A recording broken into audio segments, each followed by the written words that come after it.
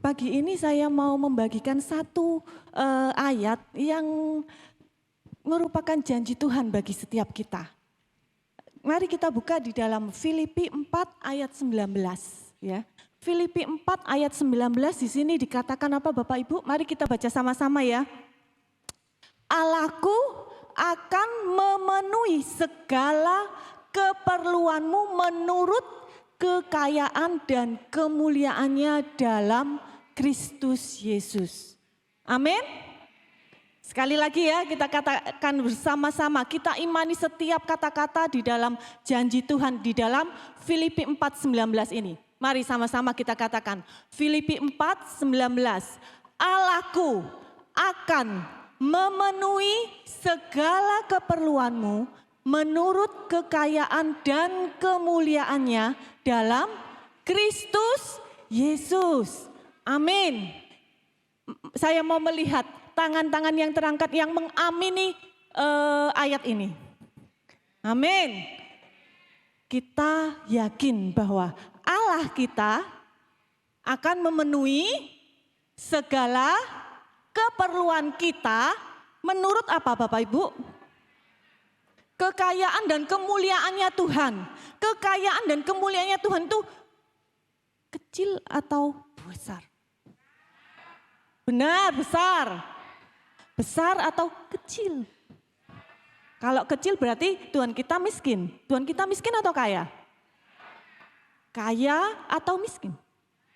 Amin. Tuhan kita kaya, Tuhan kita mulia. Mulianya itu besar atau kecil? Tuhan kita akan memenuhi keperluan kita menurut kekayaan dan kemuliaannya yang luar biasa. Tapi ada satu kalimat berikutnya Bapak Ibu. Di dalam siapa? Kristus Yesus. Jadi Allah kita akan memenuhi segala keperluan kita menurut kekayaan dan kemuliaannya di dalam Kristus Yesus. Bukan di dalam kemauannya kita. Di dalam Kristus Yesus. Artinya kalau kita di dalam Kristus Yesus, Allah kita akan memenuhi keperluan kita. Amin. Nah, saya mau bahwa kita itu mengimani benar-benar bahwa ini satu janji yang kalimatnya mungkin simpel dan kita bisa ingat, tetapi kita bisa pegang janji Tuhan ini. Kita percaya bahwa Allah kita itu memenuhi segala keperluan kita, bukan keinginan loh ya, keperluan. Bapak Ibu tahu ya perbedaan keperluan dan keinginan. Kalau saya ingin mobil mewah, tapi sebenarnya keperluan saya hanya mobil yang sedang-sedang, beda. Maka Tuhan itu memenuhi apa? Saya akan dipenuhi keperluan saya untuk bisa memiliki kendaraan untuk bisa mengantar anak saya sekolah. Antar anak saya sekolah nggak perlu mobil BMW umpamanya gitu kan. Itu keinginan saya gitu kan ya Pak Ari ya. Keinginan saya supaya orang lihat gitu. Tapi itu bukan keperluan saya. Maka Allah itu memenuhi segala keperluan, ya, bukan keinginan, karena keinginan kita banyak Bapak Ibu. Saya aja kepingin punya rumah yang besar, punya bla bla bla bla bla yang baik-baik dan bagus-bagus yang menyenangkan hati saya, gitu kan? Tetapi Allah kita memenuhi segala keperluan kita. Nah, kita mau pegang ayat ini, Bapak Ibu bisa, menurut saya ya, menghafalkan satu ayat ini enggak apa-apa, cuma 1 menit. Tapi ini ayat akan memberkati Bapak Ibu. Kenapa? Karena di sini Bapak Ibu pegang janji Tuhan dan terutama dalam endingnya itu dikatakan di dalam Kristus Yesus. Nah, saya mau ambil satu perikop di dalam Matius 14. Matius 14 ayat 22 sampai 33. Satu peristiwa yang cukup sangat-sangat terkenal di antara kita, ya kan? Sering diceritakan, yaitu ini ceritanya tentang Yesus yang berjalan di atas air. Siapa yang tahu cerita ini? Nah, Saya ingin kita membaca dengan lebih teliti dan kita mendramatisirnya supaya kita bisa membayangkannya dan melihat situasinya gitu ya, lebih dalam gitu. Sesudah itu Yesus segera memerintahkan murid-muridnya naik ke perahu dan mendahuluinya ke seberang sementara ia menyuruh orang banyak pulang. Ini adalah sesudah peristiwa apa Bapak Ibu? Kalau Bapak Ibu baca di Alkitab Bapak Ibu, itu setelah peristiwa Yesus memberi makan berapa orang? 5.000 orang. Sudah ketemu berapa orang? 5.000 orang, bukan 5 orang, 5.000, ya kan? Jadi ya rada sudah capek gitu ya, ketemu 5.000 yang ngerumuni, kasih makan dan lain sebagainya. Nah Yesus bilang, kalian naik ke perahu dulu. Yesusnya mau beristirahat gitu kan. Oke, muridnya sudah naik perahu nih ceritanya. Dan setelah orang banyak itu disuruhnya pulang, Yesus naik ke atas bukit untuk berdoa seorang diri ketika hari sudah malam, ia sendirian di situ. Ya. Ayat 24 dikatakan perahu murid-muridnya sudah beberapa mil jauhnya dari pantai dan diombang-ambingkan gelombang karena angin sakal. Kira-kira jam 3 malam, ingat ya Bapak Ibu, jam 3 malam, datanglah Yesus kepada mereka berjalan di atas air. Apa yang dialami oleh murid-murid Yesus Bapak Ibu? Mereka sudah di tengah, ya kan? Di tengah lautan ya Pak hari ini. Tengah lautan jam 3 malam, ya kan? Diombang-ambingkan gelombang karena angin sakal. Suami saya itu pernah bercerita, dia ini bukan rada ya, sekarang sudah berusia itu dia takut di atas perahu gitu loh, maksudnya di atas laut gitu ya. Kenapa? Karena katanya pada waktu muda dia pernah naik perahu atau katakanlah kapal di atas laut dan terus kemudian ada masalah. Jadi dia terombang-ambing di tengah laut itu dia merasa kayak gak ada siapa-siapa dan gak bisa turun ya toh, di tengah harus menunggu pertolongannya orang dan gelap pada waktu itu. Jadi dia kalau kita umpamanya ke Bali naik perahu dia nggak mau karena ada traumanya gitu di tengah lautan terus kemudian banyak air nggak bisa apa-apa dan gelap gitu. Nah ini juga situasi yang dihadapi oleh murid Yesus pada waktu itu. Di tengah laut tapi ini ditambahi angin sakal Bapak Ibu. Kalau suami saya kan nggak ada anginnya tapi dia sudah trauma sendirian karena gelap gitu, kayak terperangkap gitu kan. Nah ini ditambahi angin gitu, angin sakal yang membuat kapal ini, nah coba bayangin kalau Bapak Ibu yang di dalam kapal itu, bagaimana rasanya diombang-ambingkan. Mungkin kalau saya pernah naik kapal yang ke Lombok itu saya muntah-muntah Bapak Ibu. Muntah-muntah sepanjang jalan karena, sepanjang dari Bali ke Lombok itu saya muntah-muntah kenapa? Karena ombaknya terlalu besar. Nah saya bayangin kalau di situ pertama itu saya di dalam kapal, kalau ini perahu kan. Berarti airnya lebih dekat diombang-ambing, sebentar lagi bisa tenggelam gitu kan. Jadi semuanya dalam kondisi ketakutan. Dan Yesus datang kepada mereka sambil berjalan di atas air. Bayangkan Bapak Ibu, siapa yang bisa berjalan di atas air? Kita lagi bingung. Di tengah gelombang air yang begitu besar, malam-malam jam 3 malam ada sosok yang berjalan di atas air. Hal yang enggak mungkin, enggak ada satu manusia pun yang bisa berjalan di atas air. Dan kita lihat di ayat 26 dikatakan apa Bapak Ibu? Ketika murid-muridnya melihat dia berjalan di atas air, mereka terkejut dan berseru, "Itu hantu!" Lalu berteriak-teriak karena takut.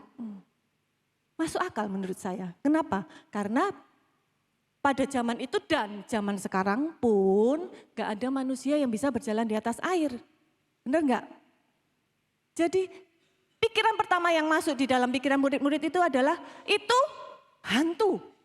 Mereka berteriak-teriak. Tapi segera Yesus berkata kepada mereka, "Tenanglah.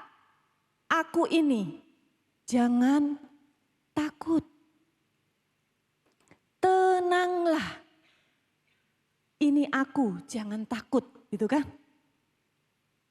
Jadi pada saat Bapak Ibu mengalami gelombang hidup yang luar biasa, kalau masalah itu bisa datang tuh tiba-tiba gitu kan. Enggak pernah kita sangka, mungkin kita sudah hilang akal, enggak tahu mesti gimana. Tapi satu yang perlu kita ingat seperti kata Yesus di sini. Tenanglah. Tenangkan hati, pikiran kita, masalah boleh ada. Tetapi kita mau menenangkan hati, pikiran kita, kita kembali ke jalurnya. Khawatir boleh datang, takut boleh datang, tapi jangan lama-lama.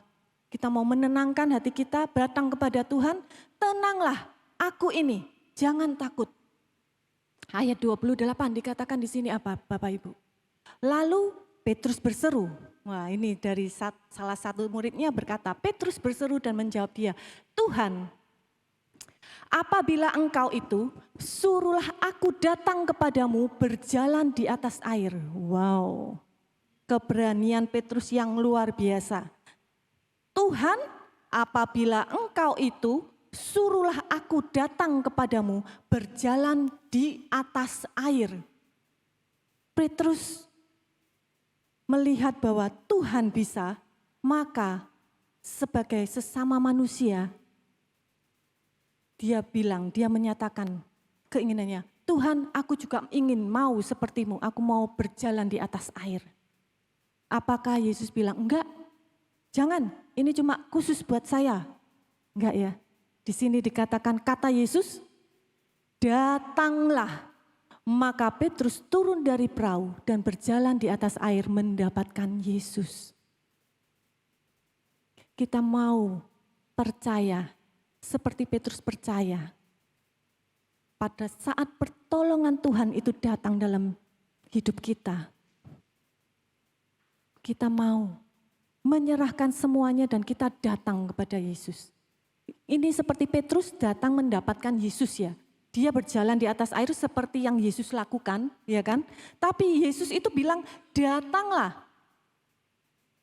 Kita baca ayat selanjutnya, di ayat 30, di sini dikatakan, tetapi ketika dirasanya tiupan angin, takutlah ia dan mulai tenggelam, lalu berteriak, Tuhan, tolonglah aku. Kita mungkin merasa sudah pede Tuhan menolong. Terus kemudian mulai ada celah sedikit-sedikit. Merasa kita bisa berjalan gitu kan. Ombaknya mulai goyang-goyang lagi. Masalahnya mulai menggoyang-goyang lagi. Serasa kita ini sudah mantap berdiri merasa bisa Tuhan. Masalahku sudah diselesaikan. Ternyata masih ada masalah lain yang datang. Tapi satu hal kita belajar dari Petrus. Dia tidak lari kemana-mana. Dia katakan, Tuhan tolonglah aku. Petrus datang kepada siapa Bapak Ibu? Kepada Yesus. Dia katakan, Tuhan tolonglah aku. Dan saya sangat diberkati dengan ayat ini dikatakan di sini, segera Yesus mengulurkan tangannya, memegang dia dan berkata, hai orang kurang percaya, mengapa engkau bimbang? Di luar perkataannya yang seakan-akan bilang, hai orang yang kurang percaya, mengapa engkau bimbang? Tetapi Tuhan Yesus bukan hanya diam dan berkata, hai orang kurang percaya, mengapa engkau bimbang? Apa yang Yesus lakukan Bapak Ibu? Mengulurkan tangannya, memegang Petrus. Tapi dia meyakinkan Petrus, engkau kenapa kurang percaya, mengapa engkau bimbang? Tetapi Yesus bukan cuma ngomong. Dia mengulurkan tangan dan memegang Petrus. Bapak Ibu, kita bisa melihat dari satu perikop ini. Tadi dikatakan Allahku akan memenuhi segala keperluanmu menurut kekayaan dan kemuliaannya dalam Kristus Yesus. Kita mengamini bahwa Allah kita itu akan memenuhi. Amin. Tetapi kita lihat dari perikop ini yang saya pelajari. Tidak hanya Allah akan memenuhi. Tetapi ada bagian kita untuk melakukan partnya kita untuk apa Bapak Ibu? Percaya kepada Tuhan. Siapa Allahku yang akan memenuhi keperluan kita menurut kekayaan dan kemuliaannya? Siapa dia? Siapa dia yang kita percayai bahwa dia akan memenuhi keperluan kita? Akankah kita tahu? Ataukah kita tahu atau tidak tahu? Cuma menghafal aja. Tetapi kita tidak tahu siapa sih Allah yang akan memenuhi keperluan. Kalau kita mau Allah itu memenuhi segala keperluan kita menurut kekayaan dan kemuliaannya, ada timbal balik Bapak Ibu. Dalam arti bukan timbal balik, hubungan. Ya. Seperti di dalam perikop ini dikatakan apa? Tuhan datang. Pertama kalau kita menghadapi sesuatu tenang, datang kepada Tuhan. Ya kan? Tuhan pasti memegang, tetapi kita perlu percaya. Kita mau buka di dalam Matius. Mazmur Bapak Ibu, Mazmur. Mazmur 37 ayat 3 sampai 5. Di sini satu janji Tuhan yang bisa kita pegang, tetapi pertama-tama dikatakan di sini, percayalah kepada Tuhan dan lakukanlah yang baik. Diamlah di negeri dan berlakulah setia. Dan bergembiralah karena Tuhan. Maka Ia akan memberikan kepadamu apa yang diinginkan hatimu. Apa yang perlu kita lakukan kalau kita mau Allah memenuhi segala keperluan kita? 1. Percaya. Percayalah kepada Tuhan dan lakukanlah yang baik. Diamlah di negeri dan berlakulah setia. Tuhan kita Tuhan yang setia. Pertanyaannya apakah kita setia? Tuhan kita Tuhan yang penuh kasih. Pertanyaannya apakah kita sudah mengasihi Dia? Di sini katakan bergembiralah karena Tuhan, maka Ia akan memberikan kepadamu apa yang diinginkan hatimu. Bergembiralah karena siapa? Karena Tuhan. Apa yang dikerjakan Tuhan dalam hidup kita. Bergembira, penuh sukacita. Bukan hanya meminta Tuhan tolong aku, Tuhan tolong aku ini. Tetapi kita tidak bergembira, kita tidak bersyukur, kita tidak melihat kebaikan Tuhan. Tetapi kita terus mengeluh dan minta tolong. Tetapi di sini katakan bergembiralah karena Tuhan. Artinya bahwa kita melihat, mengetahui, menyadari bahwa pertolongan Tuhan itu ada dalam hidup kita dan kita bersyukur. Bersyukur sebab Tuhan itu setia dan kita mau setia. Yang kedua, serahkanlah hidupmu kepada Tuhan. Serahkanlah hidupmu kepada Tuhan. Berserah bukan menyerah ya Bapak Ibu. Berserah itu bukan menyerah. Berserah kepada Tuhan, bukan menyerah kepada keadaan. Serahkanlah hidupmu kepada Tuhan dan percayalah kepadanya. Maka Tuhan akan bertindak. Sebagai penutup, saya mau cerita pada saya ini kalau setir mobil karena ngikutin suami saya ya, sukanya itu dia itu nyetel SS gitu, suara Surabaya. Kalau nyetir mobil sudah radionya itu sudah nyalanya radio suara Surabaya untuk melihat kondisi jalan gitu. Tapi ada satu programnya dia, entah itu titik nol atau apa gitu ya. Pokoknya cerita tentang bagaimana orang-orang itu sukses di dalam kehidupannya, apa yang mereka lalui. Nah, salah satunya pada waktu itu saya dengar cerita dari Bapak Tubagus Ari Rukmantara ini. Saya juga nggak tahu karena itu kan cerita itu paling cuma 2-3 menit dan aslinya saya juga itu kemarin itu siapa ya namanya gitu ya. Saya sampai cari tanya ke WA-nya SS, itu kemarin. Yang kemarin ngomongnya UNICEF itu siapa ya namanya gitu kan. Saya karena saya mau sharing di sini kan perlu tahu namanya gitu kan. Nah ternyata namanya Tubagus Ari Rukmantara, ini dia kepala perwakilan UNICEF wilayah Jawa gitu kan. Nah satu ceritanya dia yang menarik, dia cerita pada waktu dia mau lulus SMA, pada zamannya dia, ini mungkin usianya 40-an lebih lah. Nah dia bilang bahwa pada zaman itu kita itu cuma ada hiburannya itu adalah dunia dalam berita. TV-nya kan enggak seperti sekarang. Dan dia lihat bagaimana ada badan sosial yaitu UNICEF itu yang kerjaannya menolong orang. Ini anak SMA. Terus kemudian pada SMA 3 kan biasanya ditanyain mau sekolah apa gitu kan. Nah dia berpikir bahwa dia itu kayak benar-benar termotivasi dengan UNICEF ini. Dan satu-satunya dari semua teman-temannya hanya dia yang bilang, aku mau belajar, mau sekolah yang istilahnya mau kerja di badan sosial yang menolong orang-orang gitu kan.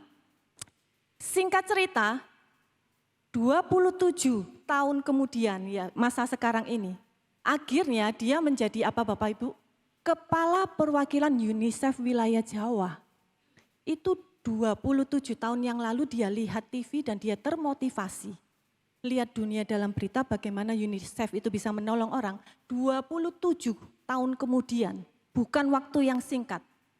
Akhirnya dia bisa mencapai apa yang dia lihat di waktu SMA, menjadi kepala perwakilan UNICEF.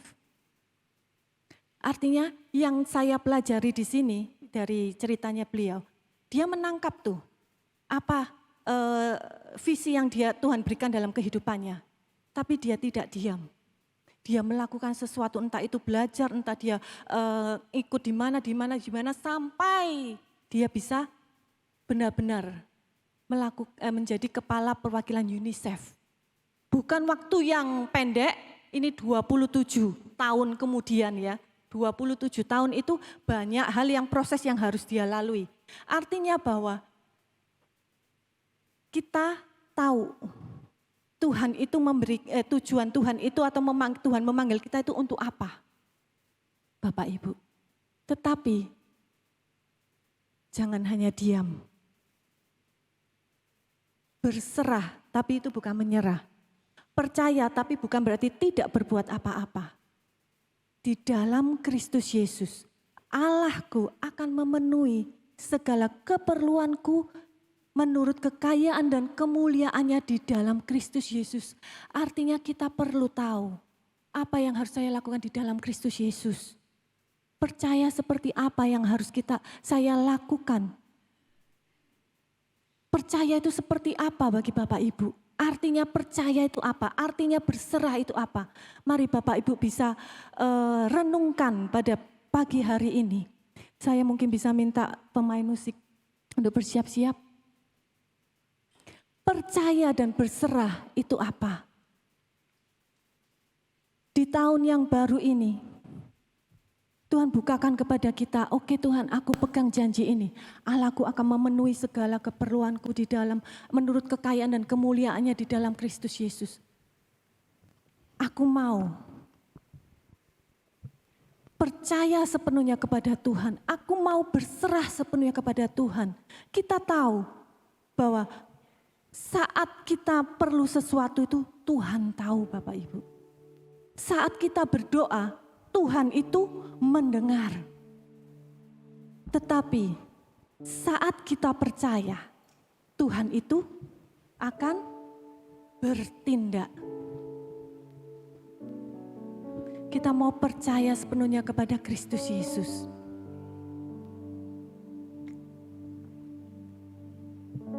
Kita mau percaya dan kita mau berserah, menyerahkan hidup kita kepada Tuhan. Sehingga Tuhan akan bertindak dalam kehidupan kita. Jangan hanya menempatkan Tuhan itu sesuai dengan pikiran kita aja yang sempit. Tetapi Tuhan kita itu besar. Apa yang Dia lakukan mungkin tidak terbayang oleh pikiran kita yang hanya sekecil yang kita punya. Tetapi Tuhan kita itu Tuhan yang luar biasa. Jadi kita mau percaya sepenuhnya kepada Tuhan dan kita mau berserah, kita pegang janjinya. Dan Tuhan kita akan bertindak. Pertolongan Tuhan itu pasti ada dalam kehidupan kita, amin. Yang jadi masalah adalah seperti yang firman Tuhan tadi katakan, kita takut, kita bimbang, kita khawatir. Ini yang merusak hidup kita. Dan firman tadi menegaskan kepada Bapak Ibu semuanya, kuncinya cuma satu, belajar percaya. Di luaran sana, orang coba menyelesaikan masalah dengan kekuatannya dia sendiri. Berhasil, kelihatannya berhasil, kelihatannya. Tapi dengar baik-baik. Tidak akan pernah melebihi dari pertolongan Tuhan yang Tuhan lakukan buat hidup Bapak Ibu. Amin. Sekali lagi kuncinya cuma satu, percaya. Kadang-kadang kita takut, kadang-kadang kita bimbang, kadang kita gak ngerti. Tapi pagi ini Tuhan minta cuma satu buat Bapak Ibu, belajar percaya. Saya undang bangkit berdiri yuk. Bapak Ibu semuanya, orang-orang yang percaya kepada Tuhan secara penuh, angkatlah kedua tanganmu, terimalah berkat dari Tuhan. Pulanglah, bertumbuhlah di dalam damai sejahtera Allah dengan melakukan firman Tuhan pada hari ini. Maka kasih karunia dari Allah, cinta, kasih dan pertolongan dari Tuhan Yesus Kristus, serta penyertaan Roh Kudus akan menyertai kita semuanya. Tuhan memberkati engkau dan melindungi engkau. Tuhan menyinari engkau dengan wajahnya dan memberi engkau kasih karunia. Tuhan menghadapkan wajahnya kepadamu dan memberi engkau damai sejahtera mulai saat ini sampai Maranatha Tuhan Yesus datang yang kedua kali. Mari semua yang percaya dan diberkati Tuhan berkata, amin. Tuhan Yesus memberkati. Sampai ketemu kita minggu depan.